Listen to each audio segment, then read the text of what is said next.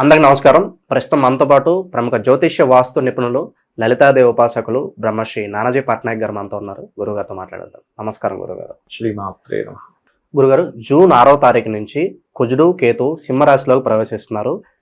పిశాచ యోగం అంటున్నారు. ఒక 50 రోజుల వరకు దీని ఇంపాక్ట్ ఉంటుంది అంటున్నారు. సో ద్వాదశ రాశుల మీద ఇంపాక్ట్ ఎలా ఉంటుంది? ఏ రాశుల వాళ్ళు బాగా జాగ్రత్తగా ఉండాలి గురుగారు? ఒకటేనండి, పిశాచి యోగం ఉన్న మాట నిజమే.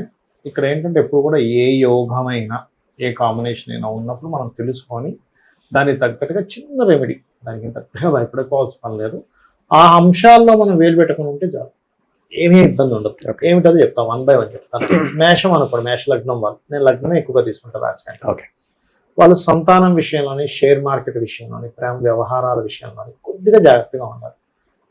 అక్కడ తొందరపాటు నిర్ణయాలు తీసుకోకూడదు. ప్రెగ్నెన్సీ లేడీ ఉంది, జాగ్రత్తగా కేర్గా ఉండాలి. షేర్ మార్కెట్లో ఓవర్గా వెలిపి చేయకూడదు, ఎందుకంటే పంచమ స్థానమే షేర్ మార్కెట్.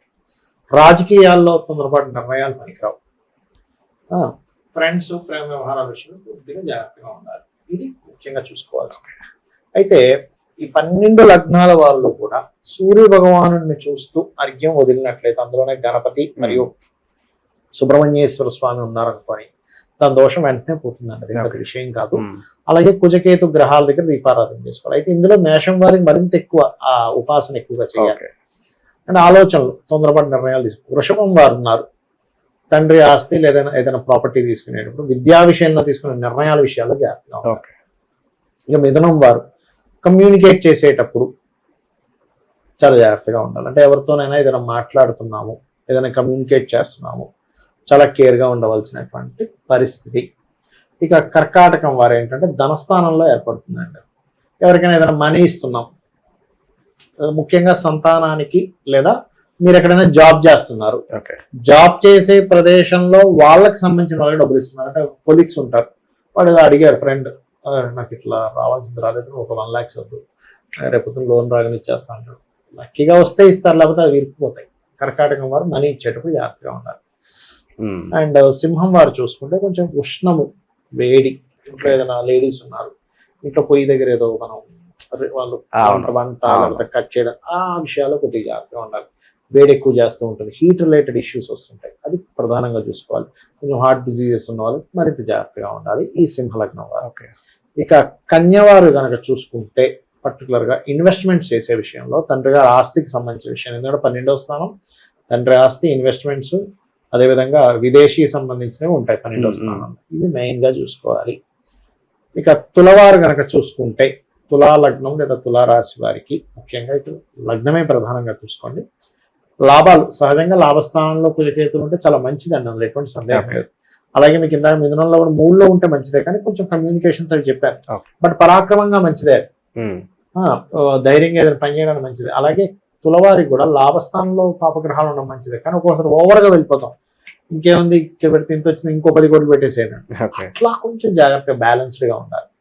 వృశ్చికం వారికి దశమంలో 2 పాపగ్రహాలు మంచిదే చెప్పాలంటే, కానీ ఉద్యోగంలో కాస్త ఎక్కువ స్ట్రెస్ ఉండడం, లేకపోతే ఉద్యోగ సంబంధించిన విషయంలో కాస్త బాస్తో కాస్త కొంచెం డిస్టర్బెన్సెస్ రావడం, కొలీగ్స్తో కొంత డిస్టర్బెన్సెస్ రావడం, ఇట్లాంటివి. అంటే ఒక పవర్ ఇచ్చినా కూడా నాకు ఇది వద్దు అని మారిపోవడం, ఇట్లాంటివి ఎక్కువ ఉంటాయి. ఇక ధనస్సు వారి కనుక చూసుకున్నట్లయితే, భాగ్యస్థానంలో కుజుడు కేతు ఉన్నందుకు లాంగ్ జర్నీ చేసేటప్పుడు, తండ్రి గారి దగ్గరికి వెళ్ళేటప్పుడు కాస్త జాగ్రత్తగా ఉండాలి. అయితే ఈ ధనస్సు వారికి శని గురువుల యొక్క డబుల్ ట్రాన్సిట్ కూడా లగ్నం మీద ఉంది. అదొక రకంగా మంచిదే చెప్పాలంటే, ఒక పరిపక్వత కూడా వస్తుంది, ఒక మెచ్యూరిటీ లెవెల్స్ కూడా పెరుగుతాయి. కాకపోతే లాంగ్ జర్నీ చేసేటప్పుడు, హైయర్ ఎడ్యుకేషన్ విషయంలో నిర్ణయాలు తీసుకునేటప్పుడు, బ్యాంక్ ట్రాన్సాక్షన్స్ చేసేటప్పుడు కొద్దిగా జాగ్రత్తగా ఉంటే సరిపోతుంది. ఇక్కడ భయపెట్టడం కాదు, మీరు జాగ్రత్త పడండి. ఇప్పుడు యూటర్న్ బోర్డు ఉందండి, వెళ్ళేటప్పుడు మనం ఆడ కూర్చొని ఆడ యూటర్న్ బోర్డు ఎందుకు పెట్టాడు, నా పని స్లో చేసుకోవాలి, స్లో చేసుకుంటే మనకు బాగుంటుంది. అలా మకరం వారి కనుక చూసుకుంటే, మీరు ప్రాపర్టీస్ తీసుకునేటప్పుడు, తాతగారు ఆస్తికి సంబంధించిన విషయంలో రీసెర్చెస్ చేసేటప్పుడు, ల్యాబ్స్లో రీసెర్చెస్ చేస్తుంటారు, ఇటువంటి విషయాలు జాగ్రత్తగా ఉండాలి. ఇన్సూరెన్సెస్ కట్టేవి, కొన్ని ఇన్సూరెన్సెస్ నెగ్లిజెన్సీ చేస్తాం, అది కడితే చాలా బెనిఫిట్ ఉంటుంది, ఆ విషయాల్లో చూసుకోవాలి. ఇక కుంభం వారు ఒక జీవిత భాగస్వామి ఎంపిక చేసుకునేటప్పుడు, నన్ను అడిగితే ఈ 2 నెలలు కొంచెం అవాయిడ్ చేయడం మంచిది, వివాహాలు లాంటివి. అలాగే బిజినెస్ పార్ట్నర్ ఎంపిక చేసుకునేటప్పుడు ప్రధానంగా జాగ్రత్త వహించాలి. ఇక సోషల్గా కూడా కుంభం వారు ఏంటంటే, సోషల్ మీడియాస్లో ఒక్కోసారి కొన్ని స్టేట్మెంట్స్ ఇస్తున్నారు, అది చాలా జాగ్రత్త తీసుకోవాలి. నెక్స్ట్ మీనం వారు కనుక తీసుకుంటే, మీనం వారికి కుజకేతువులు సహజంగానే వాళ్ళకి ఏలినాడు శని కూడా నడుస్తుంది, కొంత స్ట్రెస్ ఉంటుంది. అవును. అయితే ఇక్కడ ఒకటే, ఏలినాడు శని నడుస్తున్న ప్రతిసారి మనం భయపడొద్దు అని చెప్తాను. ఎందుకంటే సీఎంలు పిఎంలు అయ్యారయ్యా, నీకేమైందంటే చాలా ఉదాహరణ చెప్పాం. మోడీ గారిది కానీ, స్వర్గీయ ఎన్టీ రామారావు గారిది కానీ, చంద్రబాబు నాయుడు గారిది కానీ, అంటే మన కళ్ళ ముందు జరిగాయిగా. సో నువ్వు కాన్ఫిడెన్స్ తెచ్చుకోవాలి కళ్ళ ముందు జరిగినందుకు. అయితే ఇక్కడ మీనం వారికి వచ్చేసరికి ఇది పూర్వజన్మ కర్మ అనేది 6th house లో ఉంటుంది ఎవరికైనా కూడా. అందుకే ఎవ్రీ మీన లగ్న మీరు చూడొచ్చు, ఇక్కడ ప్రూవెన్ అనమాట ఆస్ట్రాలజీ అంత చక్కగా పనిచేస్తున్నాయి. వాళ్ళ లైఫ్ లో మీరు వెనక్కి తిరిగి చూసుకుంటే మొత్తం ఫాదర్ది ఉంటుందండి.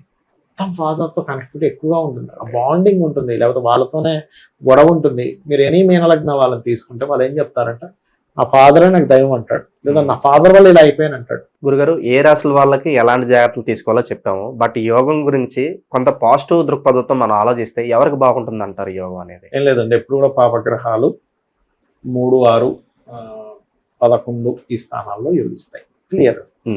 3వ స్థానం అంటే మిథునం. అంటే మీరు ఒక ధైర్యం కనుక బలంగా చేస్తే మిథునం వారికి బాగుంది. ఒక పని కార్యక్రమం మొదలు పెట్టాం, దైవ సంబంధించిన కార్యక్రమం, మిథునం వాళ్ళకి 100% సక్సెస్. అందులో డౌట్ ఏం లేదు. ఓకే. అలాగే మీకు లాభస్థానంలో తులాలగ్నం వారికి లాభస్థానంలో ఉంది. సో మీకు వచ్చే లాభాలు కొంచెం ఆగినా కూడా వస్తాయి అనేటువంటి ఒక భరోసాని లాభస్థానంలో ఉండే గ్రహాలు ఇస్తున్నాయి. అంటే దశమ స్థానంలో పాపగ్రహాలు కూడా మంచిదే. ఇక్కడ కొంచెం మీకు వృశ్చికం వారికి దశమ స్థానం అవుతుందండి. అక్కడ కుజకేతులు ముందుకు అక్కడ ప్రమోషన్స్ ఇస్తాడు. కాకపోతే ఏదో చిన్న చిన్న ఆటంకాలు వస్తాయి, బట్ ప్రమోషన్స్ ఇవి ఇస్తుంది ఇక్కడ. సో మనం తీసుకోవచ్చు. మీనం వారికి కూడా మంచిదే, కాకపోతే పూర్వజన్మ కర్మ కనెక్ట్ అయింది అన్నాం. బట్ ఇక్కడ ఏంటంటే మనకు ఆస్ట్రాలజీ ఏం చెప్తుందంటే, నీకు మంచి చెడు నీ దృష్టిలో ఇది మంచిది ఇప్పుడు, కానీ దాని తర్వాత అది ఇబ్బంది ఇవ్వచ్చు. ఇక్కడ నుంచి చెడుగా అనిపించవచ్చు. ఎలా అంటే చిన్న ఎగ్జాంపుల్ చెప్తా చూడండి. ఒక ఐస్ క్రీమ్ తింటున్నావు, తీపి పదార్థం అద్భుతంగా తింటున్నాయి, ఆ క్షణంలో నీకు అది బాగా అనిపించవచ్చు, దాని తర్వాత అది ఇంకొక రకమైన ఇబ్బందికి దారితీయచ్చు. ఆ క్షణంలో నువ్వు చేదు పదార్థం తింటున్నావు, తినలేకపోతున్నావు అండి, కానీ అది నీకు మంచి చేయొచ్చు. ఒక వేప ముద్ద నీకు అప్పుడు చేదనిపించవచ్చు, కానీ తర్వాత మంచి చేస్తుంది. అలాగే కొన్నిసార్లు ఒక మనిషి చూడండి, మీరు ఛాలెంజ్ సినిమా చూసారు, చిరంజీవి గారు, అందులో చాలా దారుణమైన స్థితిలో ఒక ఛాలెంజ్ ఎదుర్కొంటాడు. ఆ క్షణంలో అతనికి ఆ ఛాలెంజ్ ఏమిట్రా, వీరికి పరిస్థితి ఏమిటని అనిపిస్తున్న తర్వాత 50 లక్షలు సంపాదించి చూపిస్తాడు. మనం కొన్నిసార్లు కొన్ని గ్రహాలు మనకి ఇబ్బందినిచ్చినా అది ఒక మంచికి దారి తీస్తుంది. అలా నేనేం నమ్ముతానంటే, ఒక స్ట్రెస్ ఒక స్ట్రాంగ్ తత్వాన్ని బయటికి తెస్తుంది. జిమ్కి వెళ్తాం, మజిల్స్కి స్ట్రెస్ ఇస్తున్నామండి, కానీ అది ఏమవుతుంది, స్ట్రాంగ్ అవుతుంది. ఎప్పుడు కూడా ఒక మనిషికి ఒక స్ట్రెస్ సిచ్యువేషన్ వచ్చిందంటే you are going to strong. So everything happens for a reason. కర్మ సిద్ధాంతం, కర్మ అనుభవించడానికి వచ్చాము, ఆ కర్మ అనుభవిస్తున్నాం అనే పాయింట్ ఆఫ్ వ్యూలో ఉండాలి, కానీ నాకేదో అయిపోతుంది అనేటువంటి భయంలో బ్రతకకూడదు. దానికి చిన్న రెమెడీ, అమ్మవారి పాదాలు పట్టుకుని ఆంజనేయుని పట్టుకునేందుకు ఏమీ కాదు. ఓకే. ఓకే. సో ఈ పిశాచ యోగం ఎవరికి బాగా కలిసి వస్తుంది, ఏ రాశిలో వాళ్ళు బాగా జాగ్రత్తగా ఉండాలి, చాలా బాగా వివరించారు గురుగారు. ధన్యవాదాలు. శ్రీరామ్.